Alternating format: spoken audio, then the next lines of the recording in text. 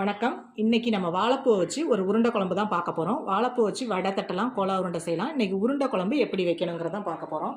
வாழைப்பூவை அப்படியே முழுசாகவே சுத்தமாக ஆஞ்சி எடுத்து சுத்தம் பண்ணி வச்சுக்கணும். நடுவில் அந்த நரம்பு அந்த குடல் பகுதின்னு சொல்லுவாங்க, அதெல்லாம் எடுத்து சுத்தம் பண்ணிவிட்டு கொஞ்சமாக தண்ணி ஊற்றி ஒரு ஆவியில் வேக வச்சுக்கணும். நிறைய தண்ணி ஊற்றி தண்ணியை வேஸ்ட் பண்ணிடக்கூடாது. அந்த தண்ணியும் பூவும் கரெக்டாக வந்துடணும். அந்த அளவுக்கு வேக வச்சுட்டு இந்த வாழைப்பூக்கு நான் ஒரு கப்பு கடலைப்பருப்பு எடுத்து ஊற வச்சு வச்சுருக்கேன். நல்லா 2-3 மணி நேரம் நல்லா ஊற வச்சு தண்ணி இல்லாமல் எடுத்து வச்சுருக்கேன். இதுக்கு தேவையான வெங்காயம் தக்காளி நறுக்கி வச்சுருக்கேன். ஒரு சின்ன எலுமிச்சை சைஸ் புளி எடுத்து ஊற வச்சுருக்கேன். தேங்காய் சோம்பு அரைச்சி எடுத்து வச்சுருக்கேன். இப்போ என்னென்ன போட்டு உருண்டைக்கு அரைக்கணுங்கிறத பார்க்கலாம். ஒரு 1/4 ஸ்பூன் சோம்பு, ஊற வச்சுருக்க கடலைப்பருப்பு, இதை போட்டு ஃபஸ்ட்டு ஒரு ஓட்டி எடுத்துக்குவோம். தண்ணியெல்லாம் சுத்தமாக ஊற்றக்கூடாது. ஓட்டி வச்சுருக்கேன். இப்போ இந்த வேக வச்ச வாழைப்பூ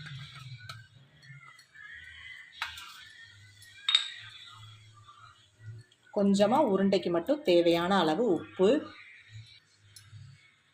கொஞ்சமாக குழம்பு மிளகாத்தூள், உருண்டைக்கு தேவையான அளவு தான் இதெல்லாம் போட்டுக்கிறோம். இப்போ இதையெல்லாம் போட்டு கொஞ்சம் நைஸாக அரைச்சி எடுத்துகிட்டு வந்துடுவோம். தண்ணி ஊற்றாமல் உருண்டை பிடிக்கிற அளவுக்கு அரைச்சி எடுத்துகிட்டு வந்துடணும். இப்போ அரைச்ச விழுதை ஒரு பாத்திரத்தில் எடுத்துக்குவோம்.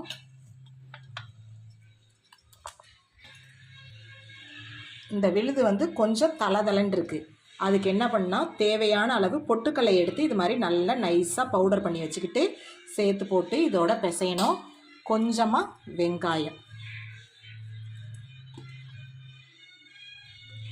வெங்காயம், கருவேப்பிலை, முருங்கைக்கீரை எது வேணாலும் இப்போ இதில் சேர்த்து போட்டுக்கலாம்.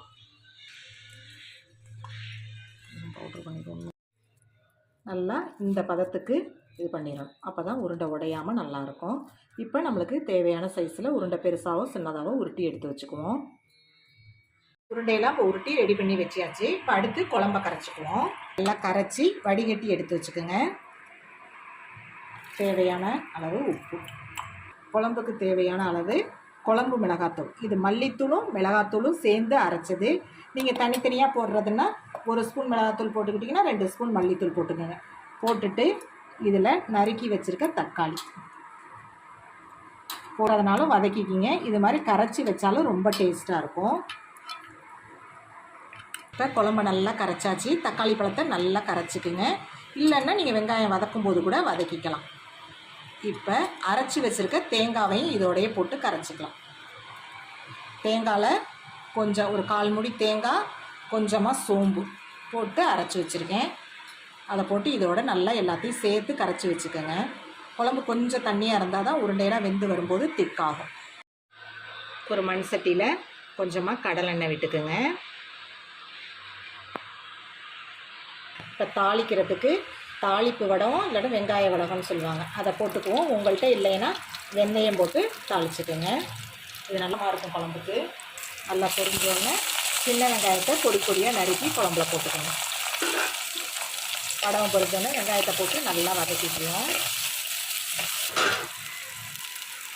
வெங்காயம் நல்லா வதங்கிடுச்சு. கரைச்சி வச்சுருக்க குழம்பு இதில் ஊற்றிக்குவோம். குழம்பு கொஞ்சம் தண்ணியாக ஊற்றிக்கிங்க. அப்போ தான் உருண்டையெல்லாம் வெந்து வரும்போது நல்லா குழம்பு கொடுத்து வரும். குழம்பு நல்லா கொதித்து வரட்டும்.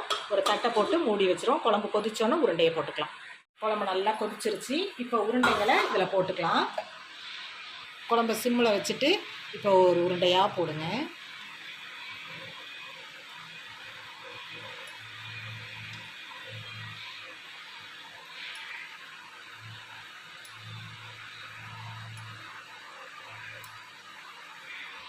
உருண்டை எல்லாத்தையும் போட்டாச்சு. இப்போ கரண்டி வச்சு கிண்டக்கூடாது. இது மாதிரி எடுத்து 2 பக்கம் துணியை வச்சு எடுத்து ஒரு குழம்ப ஒரு சுற்றி விட்டுட்டு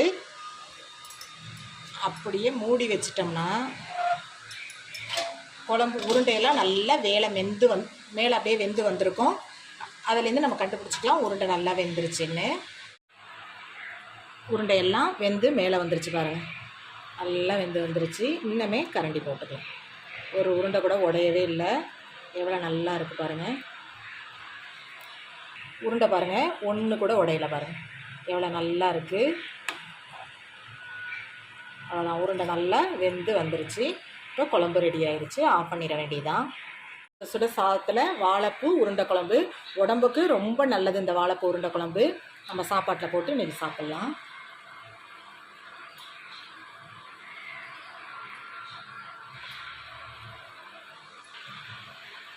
வாழைப்பூ உருண்டை குழம்பு ரெடி ஆயிடுச்சு. இன்றைக்கி சாப்பாட்டோட வாழைப்பூ உருண்டை குழம்பும் அவரைக்காய் பொரியலும் வச்சு தான் சாப்பிட போகிறோம்.